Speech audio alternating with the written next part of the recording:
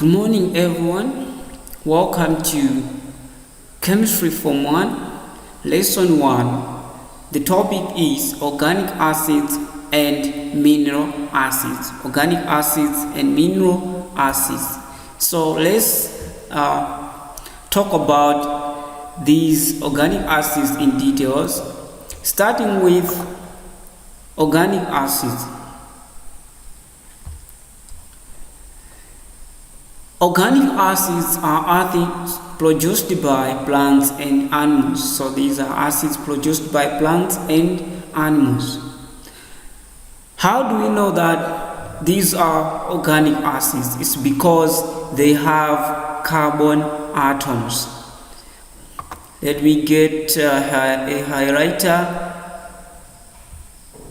Okay, so I'm saying organic acids have carbon atoms. All organic acids have these atoms. So examples of organic acids are ethanoic acid, lactic acid, methanoic acid. These are just few. There are so many examples. Some of them are like formic acid, benzoic acid. We also have acetic acid. Those are also organic acids. Now, you have to know that hydrochloric acid, as we discussed in the previous lessons, is an acid which comes from animals, but it is not an organic acid. Why? It's because hydrochloric acid, if we look at the formula of hydrochloric acid, it doesn't have carbon atom. It's this. The formula is H, and then you have Cl, which is hydrogen and chlorine atom. So these two make the formula of hydrochloric acid. So here there is no carbon atom. As I have said, these are organic acids, are acids from plants and animals. So these are some of the fruits that have these organic acids. And this picture is showing these fruits. Talking about mineral acids, these are acids which are not produced by living things. These acids are not, in short, produced by plants and animals. You can make them in the lab. They are also, and if we look at the chemical formula, you will not find carbon atoms. Which are these acids? Sulfuric acid, hydrochloric acid, boric acid, and phosphoric acid. We have other examples, but these are just a few. So HCl, there is no carbon atom, right? That's why it is one of the mineral acids or inorganic acids. So the discovery of mineral acids started by this man. We talked about this man in our first lesson, and the first acid he discovered was nitric acid. Then the second one was sulfuric acid, and the third acid to be discovered by him was hydrochloric acid. So let's proceed. So nitric acid was discovered in order to separate silver and gold. Or in other way, when nitric acid was discovered, it was being used to separate silver and gold. How did they do that? When they took nitric acid and mixed it with the mixture of gold and silver, silver could be dissolved by nitric acid and gold was not. So all the silver could be dissolved by nitric acid living gold metals.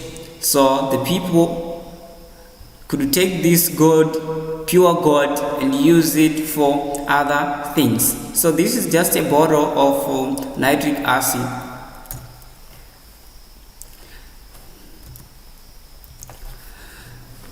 Now let's look at the acids in vinegar. Vinegar is one of the substances we use in our everyday life. So these are bottles of vinegar. We have white vinegar, red wine vinegar, then we have tarragon. Some of us we know these things. So in vinegar there is ethanoic acid. The name of the acid you can find in vinegar is ethanoic acid. So how ethanoic acid is produced in vinegar is through reaction of ethanol with oxygen. When ethanol reacts with oxygen, it produces ethanoic acid, and which is the acid in vinegar. So this is the equation to illustrate that process. You have ethanol this side reacting with dissolved oxygen. When oxygen gets into the bottle, it is dissolved and then reacts with ethanol to form ethanoic acid. So this is the ethanoic acid. Having looked at the organic acids and mineral acids, let's finally discuss alkalis. There is this picture. This picture is showing the alkalis we use each and every day. Another name of alkalis is bases. So these are the bases we use each and every day. You are familiar with these things. Have Colgate, have some bleaches we use for cleaning our bathrooms, and also we have hand sanitizer. All those are bases. So alkalis is a word from Latin which means bitter. Bitter. So alkalis can say these are bitter tasting substances. These are bitter tasting substances. Most pure alkalis are solids. Most of them are solids, but they are used in solution form. Pure, they are solid, but when you mix them, or if you want to use them, you use them in solution form. In solution form, it's like you dissolve them.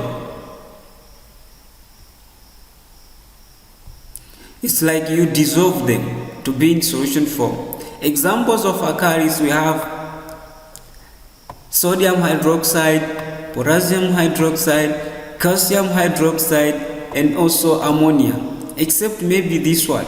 Ammonia is the only one which is in liquid form, but all these are in solid form.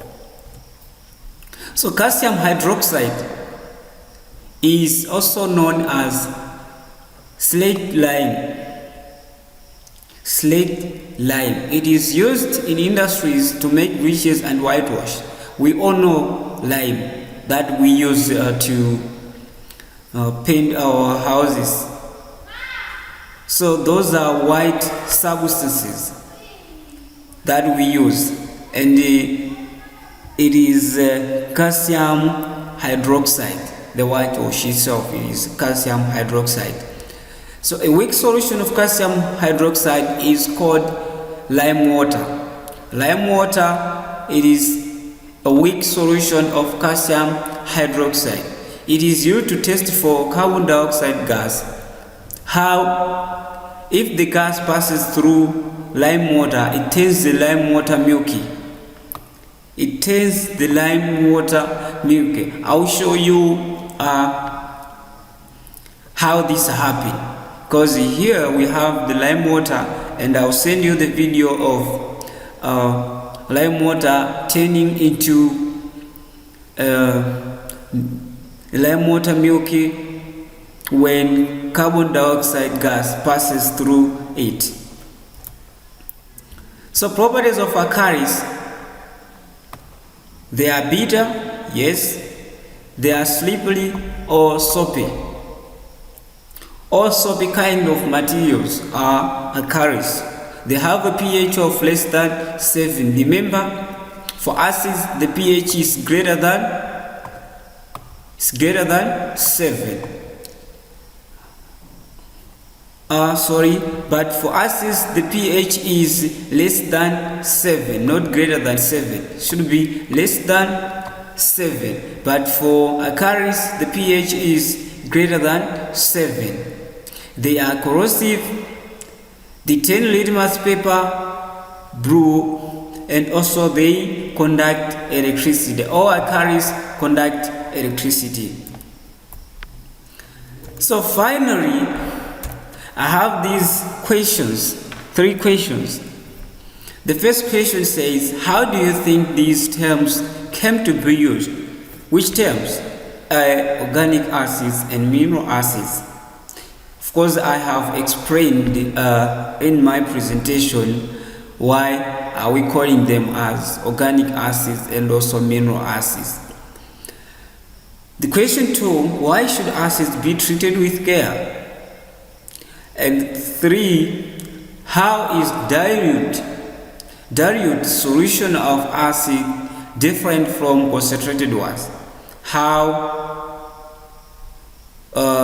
dilute solutions of acid different from concentrated ones?